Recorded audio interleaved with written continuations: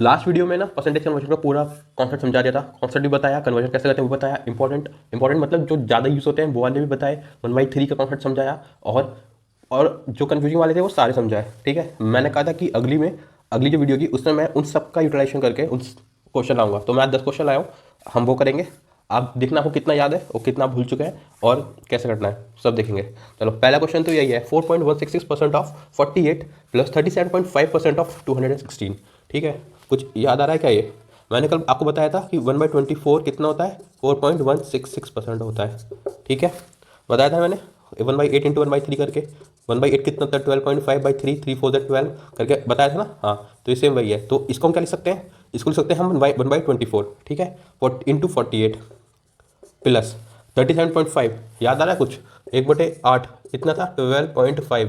अब इंटू 3 करना है इसमें, दोबारा दिया 36 और 15 का 1.5, तो 37.5 हो गया ना ये। ठीक है, जहाँ भी 0.5 आए या 12 के आसपास का नंबर आए ना, समझ जाना 1/8 ही है और चेक कर लेना एक बार। ठीक है, तो इसको लिखते हैं 1/8 इंटू 216, कितना हो गया बताओ, 8 to 16 और 8 7 56 और ये आया 2, तो 2 प्लस 27, इसका आंसर हो गया 29। ठीक है, पहला क्वेश्चन। तो अभी तक हमने 1/24 पढ़ लिया, 1/8 पढ़ लिया। ठीक है, इसको ना मैं यहाँ लिखता हूँ। तो हमने 1/8 पढ़ लिया, 1/24 पढ़ लिया, ये सारे यहाँ लिखता चला जाऊँगा। ठीक है, अभी आ गया 142.85, 100 प्लस दिख रहा है ना, 42.85, 100 वाला भी कॉन्सेप्ट कल सिखाया था मैंने। तो ये 1 प्लस है। अब ये कितना होता है, 42.85, 85 है और ये 42 है, तो 7 से 14 से 2 से डिवाइड हो रहा है, तो 1/7 कितना होता है, 14.28। अब अगर मैं इसमें 3 करता हूँ, 3 8 24, 3 2 6, क्या बोल रहा हूँ, 3 24, 3 2 6 का 8, और ये कितना हो गया 52। तो ये तो नहीं बैठ रहा। 1/14 कितना होता है, 7.14। 6 से करना जरा, 6 4 24, 6 1 6, 6 2 8, 6 7 42। लो, 42.85 और 42.84 दोनों आसपास में है। तो इसका मतलब क्या है, 6/14 है। ये देखो क्या ब्लंडर क्या है, 14 ही तो होते हैं ना, तो 3/7 ही आएगा, चाहे आप यहाँ से कर लो या 6/14 कर लो, तो ये भी 3/7 ही आएगा। ठीक है, तो मोटी बात क्या है, ये आ गया 3/7। अब इतना कुछ नहीं लिखना हमें। चलो, आपने एक बार को इतना तो आपको समझ में आ गया ना, 42.85 है, तो ये हमारा, ये आपको भले ही करना पड़ गया, एक बार 3/7 है, बट 1+3/7 कितना होगा, 11/7। कैसे, 1+3/7, 7 3 10, 10 और 1 7, तो 10/7 हो गया। अब ये 6356 माइनस, अभी 109.09 है, मतलब 100 प्लस 9.09 है, तो ये 1 हो गया, और ये कितना हो गया, 1/11 हो गया। 9.09 11 होता है ना, 1/9 कितना होता है, 11.11। ठीक है, कंफ्यूजिंग वाले टर्म दो थे, दोनों बताए थे मैंने आपको ये। तो ये कितना हो गया आपका, ये हो गया 11 + 1 12, 12 + 11, 12/11 इंटू 11। ठीक है, तो अब इसको हम कर लेते हैं सिंप्लीफाई, 7 9 जा 7 8 जा, तो हो गया 980 माइनस 12, तो कितना बचा, 80 में से 8 गया 62, 962। तो ये इसका आंसर आ गया। तो हमने इसमें 1/9 देख लिया, और 1/9 मैंने चलो बताया था, हटा देता हूँ, 1/11 देख लिया, और 1/7 देख लिया, 1/14 देख लिया। ठीक, अब हम बढ़ते हैं अपने बाकी 8 क्वेश्चन पर। यह है क्वेश्चन नंबर 3 4 5 और 6। ये सारे क्वेश्चन मैंने खुद बनाए, और ऐसा नहीं कोई भी बोझ नहीं बचेगा इसके बाद में जो फ्रैक्शन हमने यूज़ ना करा हो। ठीक है, तो अभी है 1/166.66, आपको दिख रहा है 100 प्लस 66.66, तो ये कितना होता है, ये होता है 2/3। कैसे, 1/3 कितना होता है, 33.33। 1/3 वाला बताया था ना मैंने, जहाँ भी 3 3 देखेगा वहाँ पे कुछ ऐसा 6699 ऐसा कुछ दिखेंगे। ठीक है, तो ये हो गया 2/33, तो 100 का हो गया 1, 2/3 हो गया ये, तो 3 2 5 5/3, तो इसको हम लिख सकते हैं 5/3 और इंटू 12। 40% ऑफ 100, 100 से 100 जाएगा, ये परसेंटेज हटेगा और ये 100 आएगा, 100 से 100 कटेगा, तो मतलब बचा 40, तो 3 1 3 4 जा 20 और 40 60, ये इसका आंसर। ठीक, तो इसमें हमने क्या देख लिया, हमने इसमें देख लिया 2/3। वैसे तो हमने 5/3 लिखा है, बट वो कन्वर्जन था 2/3 लिख देते हैं, और हमने देख लिया यहाँ पे 2/5 40%। ठीक, अब 83.33 क्या होता है, मैंने बताया था ना 1/3 होगा, तो यहाँ पे 0.33 0.66 0.99 ये सारी चीज़ें आपको दिखेंगी। ठीक है, तो 83.33 कितना होता है, 1/15 कितना होता है, बताओ जल्दी से, 1/15 1/15 कितना होता है, 6.66 होता है क्या, अब देख लो 6.66 होता है। तो ऐसा कोई नंबर है जो 83 तक जा रहा हो, अगर मैं इसको 7 से मल्टीप्लाई करूँ 42, 12 से करूँगा तो 6 8 48, क्या बोल रहा हूँ, 72 होता है, 12×72, 12 6 72, तो मतलब ये नहीं दिख रहा। 1/12 कितना होता है, 1/12 8.33। ठीक है, अब 0.33 होता है, अब मैं इसमें क्या मल्टीप्लाई करूँ, तो इसमें तो वैसे इतना दिमाग लगाने की जरूरत ही नहीं थी, पूछो क्यों। ये 10 इंटू 10 करोगे तो 83.33 आएगा ना, तो क्यों दिमाग लगा रहा था इतनी देर से मैं। तो ये हो जाएगा 10/12, ठीक है, इंटू 12 प्लस 166.67। अभी तो देखा था ना ऊपर कितना होता है, 5/3 इंटू 24, तो कितना आ गया ये सब हटा देता हूँ। कितना गया, 12 से 12 गया, और ये कितना था 5/3, 3 से गया 8, ठीक है। ये कितना था 10 प्लस 8 5 तो 40, तो बचा कितना 50, तो इसका आंसर है 50। चलो अब नेक्स्ट क्वेश्चन 157.13%। तो इस वाले में हमने क्या देखा, हमने इसमें देखा 1/12, ये लास्ट क्वेश्चन में 1/12 देखा, और ये 3/5 हमने पहले देख लिया था।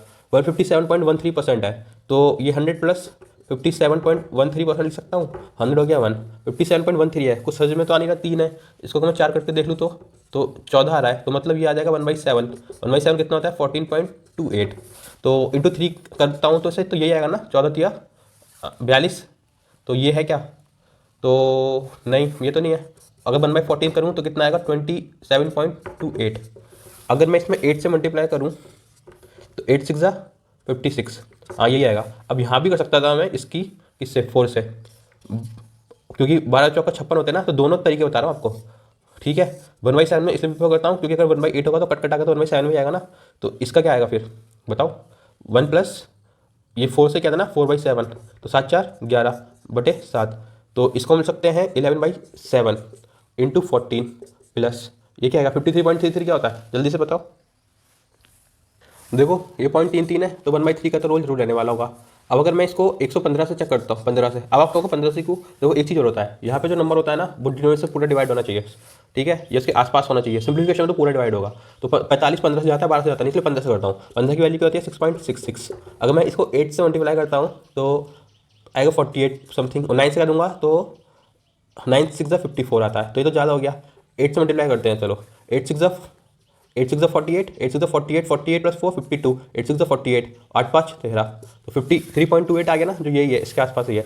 तो इसको हम क्या लिख सकते हैं 8/15, क्या लिख सकते हैं इसको हम 8/15 इंटू 45, तो ये आ गया 3, तो ये हो गया 24, ठीक है, और ये हो गया 2, तो ये 22, 22 से 24 कितने होते हैं 46, ठीक, ये हो गया आपका आंसर 46।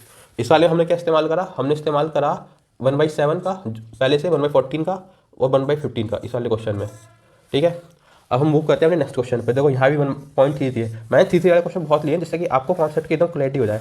अब 73.33 है, यहाँ पे 45, तो मेरे ख्याल से यहाँ भी 15 ही होना चाहिए।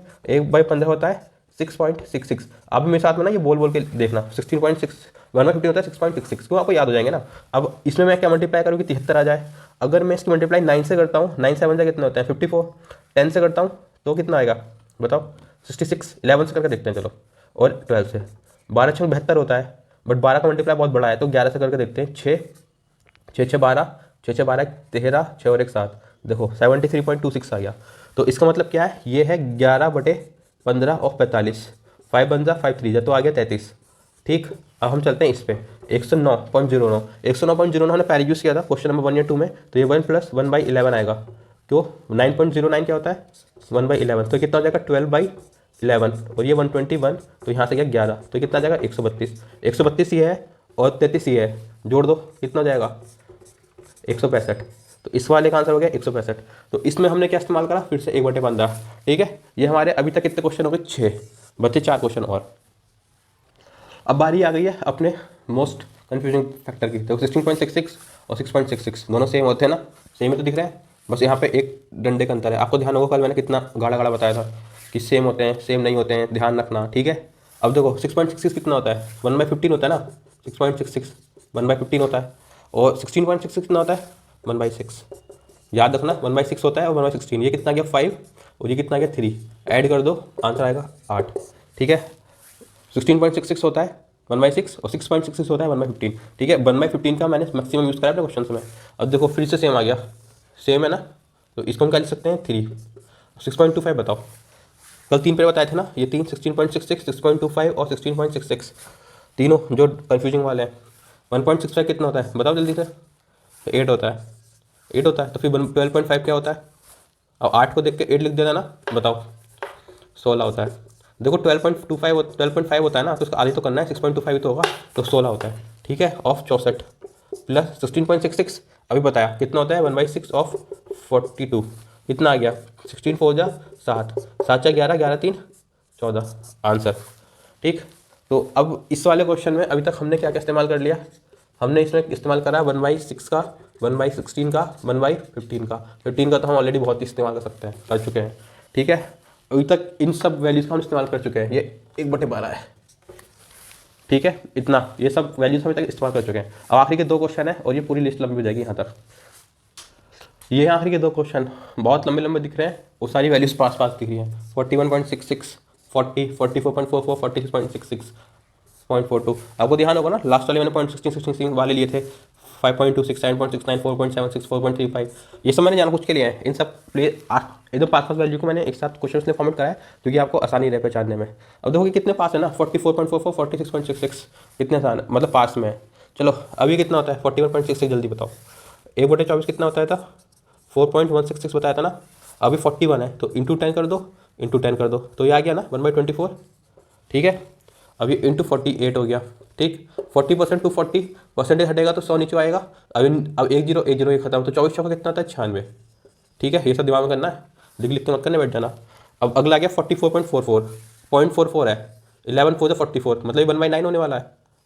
ठीक है, 1/9 कितना होता है 11.11, इंटू 4 ही तो कर रहा है, यहाँ 4 होगा, यहाँ 4 होगा, तो ये कितना आएगा 4/9, 4/9 इंटू कितना है 45। ठीक, अब ये 46.66, देखो 0.66 आ गया, तो मतलब 1/3 का इन्वॉल्वमेंट कहीं ना कहीं होगा। ठीक है, इन्वॉल्वमेंट होगा तो 1/15 करके देखते हैं। 1/15 कितना था 6.66। अब मैं इसमें ऐसे क्या मल्टीप्लाई करूँगी 46 के आसपास पहुँच जाए। अगर 8 से करता हूँ तो 48 हो जाएगा, 7 से करूँगा तो 42 हो जाएगा। तो 7 6 42, 7 6 42 और प्लस 4 46, 7 6 42 और 4 46, 46.62, 46.66 आस पास में ही है, तो मतलब ये आ गया 7/15। ठीक है, ये आ गया 7/15 इंटू 105। अभी 171.42 है, तो 100 प्लस 71.42 दिख रहा होगा। अगर एक 1/7 कितना होता है 14.28। अब देखना जरा, इंटू 5 करोगे तो कितना आएगा 14 आ जाएगा, और 70 का 71 इसके आसपास ही आ रहा है ना। तो 8 5 8 40, 5 10 4 14। ठीक है, तो ये बिल्कुल आसपास में ही है, तो मतलब ये क्या हो गया 1/7 प्लस 1, तो ये हो गया 8/7। तो अब ये 8/7 है, तो इसको हम लिख सकते हैं 8/7 इंटू 63, तो ये हो गया 9 से। अब इन्हें सॉल्व कर लो, ये हो गया 5 और ये हो गया 7 और ये हो गया 9, तो 5 4 जा 20। अब ये हो गया 7 7 जा 49 और ये 8 9 जा 72, कितना हो गया 9 2 11, 7 9 2 11, 8 4 12, 12 2 14, इसका आंसर आ गया 141। ठीक है, तो इसमें हमने क्या क्या इस्तेमाल करा 1/24 और 1/11, तो हम पहले कर लिए थे। 1/9 में इस्तेमाल करा है, 1/15 तो हमने बहुत इस्तेमाल कर लिया है, और 1/7 हमने बहुत इस्तेमाल कर लिया है। लास्ट क्वेश्चन 5.26 कितना होता है, मैंने बताया था ना 1/19 होता है 5.26, प्राइम वाला जब बताया था लास्ट में, तो ये होता है 1/19। ठीक है, तो ये 1/19 इंटू 38, 7.69 है, तो 13 है। ठीक है, 7 से 13 ऐड, ये सब में मत करने बैठ जाना, ये तो मैं ऐसी बकवास कर दी जिससे कि एक बार को आपके दिमाग में रह जाए। 7.69 क्यों, क्या लिख रहा हूँ मैं, खुद ही बकवास करते करते खुद ही लिखने लग गया बकवास। 4.76 अभी बताया था क्या, नहीं बताया था। 4.76 बताओ जल्दी से कितना होता है। मैंने बताया था ना कि ये बहुत ही ज़्यादा वाइडली यूज टर्म होता है, कितना होता है बताओ। चलो 1/15 कितना होता है बताओ यार, 16.66 होता है ना। तो आपको लगता है कि ऐसा कुछ मल्टीप्लाई हो सकता है कि ये इसके पास पहुंच जाए, हाँ, नहीं, क्यों, क्योंकि ये है 1/21 का इक्वल। ठीक है, 4.76 जो होता है वो 1.76 होता है, और वैसे भी मैंने कहा था जो 1/3 वाले टर्म होंगे उसमें 0.33 0.66 ये सारी चीज़ होंगे, इसमें तो 0.76 है। ठीक है, 7 भी होता तो भी नहीं होता ना ये, ठीक है ना, क्योंकि 7 और 6 बहुत अलग होते हैं, 6 बहुत अलग होते हैं। ठीक है, तो ये आ गया आपका 1/21, 41.66 इंटू 24। ठीक है, तो अब बचा क्या अपने पास, ये 4.76 होता है 21, 4.76 होता है 21, और ये आएगा 42, 40 यहाँ ऊपर लिख देता हूँ यार, ये होता है 21 और ये होता है 42, 42 का लिख दिया। 4.35 बताओ जल्दी से, 4.35 होता है 1/23 इंटू 46, 141.66 अभी तो बताया था ना कितना होता है 4.166 होता है 1/24। अब ये इंटू ऊपर 41 है तो इंटू 10 यहाँ कर दो, इंटू 10 यहाँ कर दो। ठीक है, तो ये कितना बचेगा, ये आ जाएगा आपका 10/24 इंटू 24। अब इन्हें सॉल्व कर लो, 19 दूनी 38, 13 दूनी 26, 21 दूनी 42। ये ज़्यादातर मैंने दूनी वाले ही रखे थे, ठीक है, आपको भी याद आ जाएगा। देखो 2 2 4 2 6 2 8 और 1 9, 9 नहीं 10 है ये 19, तो ये इसका आंसर, ठीक है। अब ऐसा कुछ भी नहीं बचा कि इसमें जो मैं ना लिख पाऊँ। 21 हो गया, 24 हो गया, 23 हो गया, 29 हो गया, सब लिख दिया मैंने इसमें। तो ये 10 क्वेश्चन थे, मेरे ख्याल से अगर आप ये 10 क्वेश्चन कर लेते हो और जो जो आपको याद नहीं रहती वैल्यूज वो अपने अलग से लिख के दिन में एक आध बार देख लोगे, हफ्तों में 2-3 बार देख लोगे ना, तो आपको पूरा कन्वर्शन टेबल एकदम टिप हो जाएगा। और ये टिप हो गया तो आप समझ लो आप डीआई के महारथी बनते रहोगे, प्रॉफिट एंड लॉस के महारथी, सिंप्लीफिकेशन के महारथी। जो लोग कहते हैं ना कि मैंने सिंप्लीफिकेशन 3 मिनट में कर दिया, 2 मिनट 2.5 मिनट में कर दिया, क्यों कर देते हैं वो? क्योंकि उनका परसेंटेज कन्वर्जन में टिप पे होता है। तो मैथ्स में हर एक जगह पे इसका इस्तेमाल है, तो don't take this topic lightly, this is very important topic. तो अब मिलेंगे अगले वीडियो में अगले चैप्टर के साथ में, तब तक जय हिंद।